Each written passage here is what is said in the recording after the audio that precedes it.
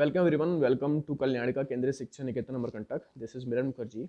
और आज का ये वीडियो लेक्चर हमने बनाया हुआ है क्लास 10th के स्टूडेंट्स के लिए। ये है nuclear fission and nuclear fusion. ये क्लास 10th के लिए भी है और क्लास 12th के लिए भी है। तो क्लास 10th के लिए कब होगा? जब ये वाला सेशन, ये जो नया सिलेबस है आपका 2020-21 में, ये पार्ट इंक्लूड नहीं है, लेकिन आगे ये पार्ट काम आएगा। तो क्लास 10th वालों के भी काम आएगा। और अभी के वक्त ये जो पूरा का पूरा वीडियो लेक्चर है ये बनाया गया है क्लास 12th वालों के लिए। तो क्लास 12th वाले इस वीडियो लेक्चर को अच्छे से देख सकते हैं और इससे न्यूक्लियर फिजन और न्यूक्लियर फ्यूजन नाम के दो टॉपिक को क्लियर कर सकते हैं। ठीक है, चलिए तो अपनी फर्स्ट वर्चुअल क्लास है, इसको स्टार्ट करते हैं अपन। तो पहला पॉइंट है हमारे पास न्यूक्लियर फिजन। न्यूक्लियर फिजन क्या है? Nuclear fission is a process of splitting a heavy nucleus into two nuclei of comparable masses along with the emission of large amount of energy. Nuclear fission क्या चीज़ है? Nuclear fission में हम क्या करते हैं, बड़े से न्यूक्लाई को लेते हैं और उसको क्या करते हैं, छोटे छोटे टुकड़ों में बिखेर देते हैं। इस प्रोसेस को हम क्या बोलते हैं? Nuclear fission. और इस प्रोसेस में क्या होता है, एक large amount of energy release होती है। ठीक, तो इसके बारे में अपन जानेंगे। इसको सबसे पहले किसने डिस्कवर किया था? इसको सबसे पहले डिस्कवर किया था ओटो हान ने और स्ट्रेसमैन ने 1939 में। ये हमको दो साइंटिस्ट के नाम याद रखने हैं, ओटो हान और स्ट्रेसमैन। 1939 में इन्होंने इसको डिस्कवर किया हुआ था। और न्यूक्लियर फ्यूजन को सबसे पहले एक्सप्लेन किसने किया था? बोर और व्हीलर नाम के दो साइंटिस्ट हैं। इन्होंने लिक्विड मॉडल, न्यूक्लियस के लिक्विड मॉडल के रूप में इसको समझाया था। तो दो साइंटिस्ट इन्होंने एक्सप्लेन किया था, बोर एंड व्हीलर ने। चलिए आगे बढ़ते हैं, थोड़ा सा लिक्विड ड्रॉप मॉडल के हिसाब से समझा देते हैं। तो न्यूक्लियर फ्यूजन में क्या होता है? न्यूक्लियर फ्यूजन में हम एक बड़े से न्यूक्लाई को लेते हैं और उसमें क्या करते हैं, एक न्यूट्रॉन से फायर कर देते हैं। जैसे ही उस न्यूट्रॉन से फायर करते हैं और वो न्यूट्रॉन जो है उस न्यूक्लियस में टकराता है, तो टकराने के बाद क्या करता है, वो उस न्यूक्लियस को तोड़ देता है, स्प्लिट कर देता है, दो छोटे छोटे न्यूक्लाई में तोड़ देता है। जैसे मान लीजिए यूरेनियम हमारे पास है, तो यूरेनियम में जैसे ही न्यूट्रॉन से फायर करेंगे तो क्या होगा, वो दो छोटे छोटे न्यूक्लाई में तोड़ देगा। और जैसे तोड़ेगा तो क्या होगा, एक कुछ अमाउंट ऑफ एनर्जी रिलीज हो जाएगी। ठीक है, इसी प्रोसेस को हम क्या बोलते हैं? Nuclear fission. तो न्यूक्लियस के मॉडल को एक्सप्लेन करने के लिए आपके जो बोर और व्हीलर दो साइंटिस्ट हैं, उन्होंने लिक्विड ड्रॉप मॉडल का इस्तेमाल किया था। लिक्विड ड्रॉप मॉडल क्या समझाता है? लिक्विड ड्रॉप मॉडल समझाता है कि जैसे हमारे पास एक पानी की बूंद होती है, उसके अंदर ढेर सारे पार्टिकल्स, ढेर सारे H2O के मॉलिक्यूल्स अवेलेबल होते हैं। ठीक है, और वो सारा का सारा पार्टिकल एक सैक की तरह पानी के ड्रॉप के अंदर इकट्ठा रहता है, स्टोर रहता है। वो कैसे रहता है? क्योंकि बाहर उसमें एक मेम्ब्रेन जैसी काम करती है। उस मेम्ब्रेन को अपन क्या बोल सकते हैं? उस मेम्ब्रेन को अपन, वो मेम्ब्रेन सरफेस टेंशन की वजह से बनती है। लिक्विड के सरफेस की बात कर रहा हूँ मैं। तो बाहर की जो मेम्ब्रेन है, बाहर की जो सरफेस है, वो पूरे के पूरे वाटर मॉलिक्यूल्स के गुच्छे को होल्ड करके रखी हुई है और लिक्विड का जो ड्रॉप जैसा शेप है वो बना हुआ है। ठीक, इसी तरीके से न्यूक्लियस में क्या होता है? न्यूक्लियस के अंदर ढेर सारे पार्टिकल्स होते हैं, उसमें प्रोटॉन्स भी होते हैं, उसमें न्यूट्रॉन्स भी होते हैं। प्रोटॉन्स का जनरल नेचर क्या होता है? प्रोटॉन्स का जनरल नेचर होता है कि वो एक दूसरे को रिपल करते हैं। और जब भी एक दूसरे को रिपल करते हैं तो क्या होता है, वो एक दूसरे से दूर जाना चाहते हैं। लेकिन फिर भी न्यूक्लियस के अंदर बहुत ही छोटे से एरिया में हाईली डेंस कंसंट्रेशन के साथ में प्रोटॉन्स और न्यूट्रॉन्स आपस में कंबाइंड फॉर्म में रहते हैं। ये क्यों होता है? क्योंकि बाहर से उसमें एक बॉन्ड काम करता है, एक फोर्स काम करता है। उस फोर्स को अपन क्या कहते हैं? उस फोर्स को हम न्यूक्लियर फोर्स बोलते हैं। और इसी पूरी की पूरी थ्योरी को क्या बोलते हैं? लिक्विड ड्रॉप मॉडल कहते हैं। मतलब न्यूक्लियस के लिक्विड ड्रॉप मॉडल को इस थ्योरी से अपन समझते हैं। ठीक, चलिए न्यूक्लियर फिजन में ये डायग्राम देख सकते हो। जैसे यहाँ पे हमारे पास रेड पार्टिकल्स हैं, रेड पार्टिकल्स के साथ साथ ब्लू पार्टिकल्स भी हैं।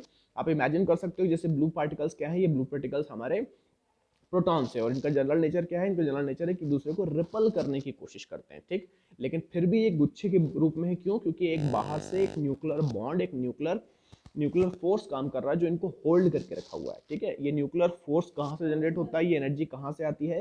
तो इसके लिए आप लोगों ने बाइंडिंग एनर्जी वाला कंसेप्ट पढ़ा होगा, मास डिफेक्ट वाला कंसेप्ट पढ़ा होगा कि जब भी प्रोटॉन्स और न्यूट्रॉन्स को हम कंबाइन करके न्यूक्लियस बनाते हैं तो थोड़ा सा मास हमारा कम हो जाता है, जिसको हम मास डिफेक्ट बोलते हैं। और वही मास डिफेक्ट किसमें कन्वर्ट हो जाता है? वही मास डिफेक्ट हमारा न्यूक्लियर एनर्जी में कन्वर्ट हो जाता है। चलिए थोड़ा सा आगे बढ़ते हैं। ये डायग्राम है, इस डायग्राम में देख सकते हैं कि हमारे पास एक यूरेनियम का न्यूक्लियस है। यूरेनियम का न्यूक्लियस का मतलब क्या हुआ? इसका मास नंबर 235 है। मास नंबर 235 का मतलब क्या हो गया कि इसके जो मास वाली एंटिटीज है, मतलब नंबर ऑफ प्रोटॉन्स और नंबर ऑफ न्यूट्रॉन्स, जिसको कंबाइंड फॉर्म में हम न्यूक्लॉन्स भी बोलते हैं। तो नंबर ऑफ प्रोटॉन्स और प्लस नंबर ऑफ न्यूट्रॉन्स की जो संख्या है वो 235 है। 235 पार्टिकल्स के गुच्छों का एक न्यूक्लियस बना हुआ है। ठीक, इसमें हमने क्या किया? इसमें हमने एक न्यूट्रॉन से फायर कर दिया। जैसे ही हमने एक न्यूट्रॉन से फायर किया तो क्या हुआ, ये 235 से बढ़ के 236 हो गया। और इस न्यूट्रॉन के पास कुछ काइनेटिक एनर्जी थी, इसको हमने एज अ बुलेट की तरह इस्तेमाल किया और सीधे जाके टकरा गया। अब हम जानते हैं कि न्यूट्रॉन जो है वो चार्जलेस एंटिटी है।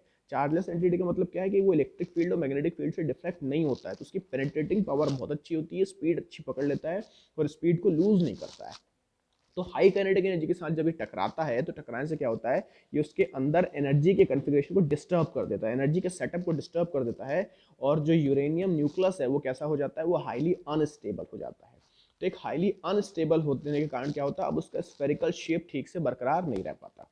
अंदर के जो प्रोटॉन्स हैं वो कूलम्स का रिपल्सिव फोर्स लगाते हैं, और जब कूलम्स का रिपल्सिव फोर्स लगाते हैं तो वो एक दूसरे को रिपल करने की कोशिश करते हैं, उसके स्फेरिकल शेप को बिगाड़ने की कोशिश करते हैं। लेकिन बाहर का न्यूक्लियर फोर्स क्या करता है, उसको बांध के रखता है, उसके स्फेरिकल शेप को मेंटेन करके रखता है। जब तक स्फेरिकल फोर्स अंदर के कूलम रिपल्सिव फोर्स से ज़्यादा होता है तब तक स्फेरिकल शेप बना रहता है। लेकिन जैसे ही उसमें न्यूट्रॉन फायर हो जाता है और वो अंदर में अनस्टेबिलिटी क्रिएट कर देता है, और जैसे ही अनस्टेबिलिटी क्रिएट करता है तो क्या होता है, उसका स्फेरिकल शेप बिगड़ने लगता है, और बिगड़ने के बाद कैसा होता है, वो थोड़ा थोड़ा बिगड़ते बिगड़ते ये डम्बल जैसा शेप बना देता है। और जैसे ही डम्बल जैसा शेप बनाता है तो अब यहाँ पे न्यूक्लियर फोर्स कमजोर पड़ जाता है, और ये पार्टिकल क्या होता है, ये जो न्यूक्लियस है आपका, वो दो छोटे छोटे न्यूक्लियस में ब्रेक हो जाता है। जैसे कि हमने बोला कि यूरेनियम दो छोटे छोटे फ्रेगमेंट्स में, फिजन फ्रेगमेंट्स में ब्रेक हो गया, तो एक बनता है हमारे पास बेरिलियम और दूसरा बनता है हमारे पास क्रिप्टन। तो एक यूरेनियम किस में कन्वर्ट हो गया, बेरिलियम और क्रिप्टन में कन्वर्ट हो गया। इसका मतलब क्या हुआ कि इस प्रोसेस के थ्रू हमने एलिमेंट को म्यूटेट कर दिया मतलब उसके रूप को ही बदल दिया। यूरेनियम से हमने बेरिलियम बना दिया और क्रिप्टन बना दिया। और इसके साथ में क्या होता है, इसके साथ में 3 न्यूट्रॉन्स और फायर होते हैं और निकलते हैं, और ये 3 न्यूट्रॉन्स आगे चल के फिर यूरेनियम से टकराते हैं, और जैसे यूरेनियम से टकराते हैं तो क्या होता है, फिर यही प्रोसेस कंटिन्यू हो जाती है और ये चलता चला जाता है। तो जितनी बार एक यूरेनियम न्यूक्लियस दो छोटे छोटे बेरिलियम और क्रिप्टन नाम के एलिमेंट्स में बिखरता है, टूटता है, स्प्लिट होता है, फिजन होता है, हर बार उसमें एनर्जी निकलती है और काफ़ी huge amount of energy release होती है। और यही प्रोसेस एक चेन रिएक्शन के थ्रू बढ़ती चली जाती है, और एक हाई अमाउंट ऑफ एनर्जी बहुत ही शॉर्ट पीरियड में रिलीज हो जाती है। इसलिए न्यूक्लियर फ्यूजन से एटम बम वगैरह भी बनाए जाते हैं। यही प्रोसेस है जिससे आप एटम बम वगैरह बनाते हैं। ठीक, तो ये क्या है, हमारे पास न्यूक्लियर फ्यूजन वाला कंसेप्ट हो गया। चलिए थोड़ा सा पढ़ते हैं कि when the nucleus is bombarded with a neutron, the neutron is captured by the nucleus. This provided excitation energy favors the Coulomb's repulsive force and tend to distort the spherical shape of the nucleus. As a result of this, oscillations are set up within the nucleus, due to which the shape goes deforming. Ultimately, the shape of the nucleus becomes like a dumbbell. If the excitation energy is large enough, the Coulomb repulsive force pushes the two balls apart, thereby splitting the nucleus into two nuclei of comparable masses. ठीक, same वही theory जो हमने अभी आपको explain करी, उसको आप चाहो तो नोट डाउन कर सकते हो। चलिए, इसमें थोड़ा सा हमको समझने वाली चीज है कि the sum of the masses of product nuclei is found to be less than the masses of the reactant. इसमें होता ये है कि जो हमारा ये जो यूरेनियम के न्यूक्लियस का मास है, जब ये टूटता है, किसमें टूटता है, बेरिलियम और क्रिप्टन में ब्रेक होता है, तो हमने देखा कि जो इसका प्रोडक्ट बन रहा है, प्रोडक्ट का मास इसके रिएक्टेंट के मास से हमेशा कम होता है। क्या मतलब हुआ, इसका मतलब ये हुआ कि यूरेनियम न्यूक्लियस का जो मास होगा वो हमेशा बेरिलियम के न्यूक्लियस के मास और क्रिप्टन के न्यूक्लियस के मास से हमेशा ज्यादा होगा। थोड़ा सा मास में डिफेक्ट आ गया, थोड़ा सा मास कम हो गया, जब थोड़ा सा मास हमारा कम हो जाता है, थोड़ी सी मास हमारा डिसअपियर हो जाता है, तो डिसअपियर मास किस में कन्वर्ट हो जाता है, वो डिसअपियर्ड मास मेरा एनर्जी में कन्वर्ट हो जाता है। और ये जो क्यू लिख रहे हैं अपन, क्यू को अपन अमाउंट ऑफ एनर्जी ही दिखा रहे हैं। इसके साथ में 3 न्यूट्रॉन्स और फायर होते हैं। जैसे ही 3 न्यूट्रॉन फायर होते हैं तो क्या होता है, ये आगे बढ़ते जाते हैं और ये चेन रिएक्शन होती जाती है। जब एक यूरेनियम न्यूक्लियस ब्रेक होता है बेरिलियम और क्रिप्टन में, तो क्या होता है, वो अपने साथ साथ 200 मेगा इलेक्ट्रॉन वोल्ट एनर्जी को रिलीज करता है। और ये एनर्जी हम कैसे कैलकुलेट करते हैं, इस एनर्जी को कैलकुलेट करने के लिए हमारे पास आइंस्टाइन का दिया हुआ फॉर्मूला है, E is equal to delta M C square. यहाँ पे डेल्टा एम हमारा मास डिफेक्ट होता है, सी हमारा स्पीड ऑफ लाइट का होल स्क्वायर होता है। ठीक है, चलिए थोड़ा सा आगे बढ़ते हैं। अगला टॉपिक है हमारे पास न्यूक्लियर फ्यूजन। अब न्यूक्लियर फ्यूजन क्या चीज है, फ्यूजन का मतलब होता है चीजों का बिखर जाना, और फ्यूजन का मतलब होता है चीजों का आपस में कंबाइन होके फ्यूज होके एक बन जाना। फ्यूजन में हम बड़े न्यूक्लाई को लेके आते हैं और बड़े न्यूक्लाई को हम बिखेरते हैं छोटे छोटे पार्टिकल्स में। ठीक है, और फ्यूजन में हम क्या करते हैं, फ्यूजन में हम छोटे छोटे न्यूक्लाई को लेके आते हैं और उसको फ्यूज करके एक बना देते हैं। जब वो एक बनता है तो क्या होता है, उसमें फिर से मास डिफेक्ट होता है, और जैसे ही मास डिफेक्ट होता है तो उसमें से एनर्जी रिलीज होती है। इस प्रोसेस को हम क्या बोलते हैं, इस प्रोसेस को हम न्यूक्लियर फ्यूजन बोलते हैं। तो स्टेटमेंट पढ़ सकते हैं कि when the two light nuclei combine to form a heavy nuclei, when the mass of new nuclei formed is less than the mass of combining nuclei. According to the Einstein mass energy equivalent relationship, the loss in mass gets converted into energy. This process is called nuclear fusion. चलिए इसके reaction को समझ लेते हैं। इसकी equation कैसी बनेगी हमारे पास, हम देख रहे हैं कि हमारे पास दो हाइड्रोजन है। हाइड्रोजन का मतलब क्या हुआ, इसका जो एटॉमिक नंबर है वो 1 है और मास नंबर भी 1 है। एटॉमिक नंबर 1 होने का मतलब क्या हुआ, इसमें नंबर ऑफ प्रोटॉन्स की संख्या 1 है और मास नंबर भी 1 है, मतलब उस एक प्रोटॉन से ही मास बन रहा है। मतलब कुल मिला के ये एक प्रोटॉन ही है और एक प्रोटॉन अगर रखा हुआ है तो उसको हम हाइड्रोजन बोल सकते हैं।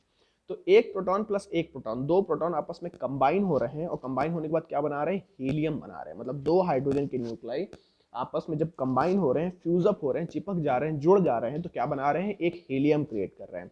और हीलियम के साथ में क्या है, एक पॉजिटिव चार्ज पार्टिकल भी निकल रहा है जिसको हम पॉजिट्रॉन बोलते हैं। और इस पॉजिट्रॉन के निकलने के बाद क्या होता है, एक हाई अमाउंट ऑफ एनर्जी भी रिलीज हो रही है। और ये हाई अमाउंट ऑफ एनर्जी कितनी होती है, 0.42 mega electron volt energy release होती है। और इस प्रोसेस को हम क्या बोलते हैं, इस प्रोसेस को हम न्यूक्लियर फ्यूजन बोलते हैं। ठीक, तो जहां तक आप लोगों को समझ में आ रहा होगा, इसी न्यूक्लियर फ्यूजन को कुछ और आपके इक्वेशन से समझने की कोशिश करते हैं।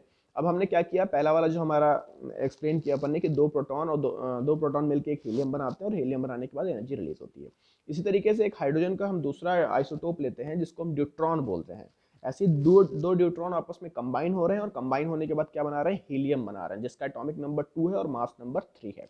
इसमें भी मास डिफेक्ट काम करता है, जो रिएक्टेंट का मास है वो हमेशा प्रोडक्ट के मास से ज्यादा होगा। थोड़ा सा मास गायब हो जाएगा, थोड़ा सा मास डिसअपियर हो जाएगा, और जितना मास गायब होगा, जितना मास डिसअपियर होगा, वो किस में कन्वर्ट हो जाएगा, वो पूरा का पूरा आपका एनर्जी में कन्वर्ट हो जाएगा। ये कितनी बन रही है, 3.27 मेगा इलेक्ट्रॉन वोल्ट की एनर्जी बन रही है।